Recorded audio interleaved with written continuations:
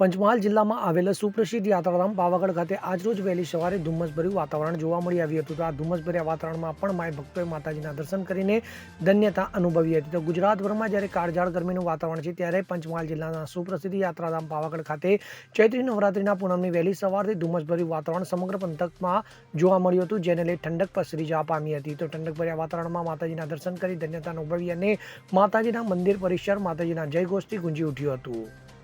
કિરણ ગોયલ સાથે CN24 news Panchmahal. હવે જુઓ દેશ દુનિયાની તમામ ખબરો તમારી આંગળીના ટેરવે. ઉઠાવો મોબાઈલ અને Google Play Store પરથી ડાઉનલોડ કરો અમારી CN24 ન્યૂઝ મોબાઈલ એપ.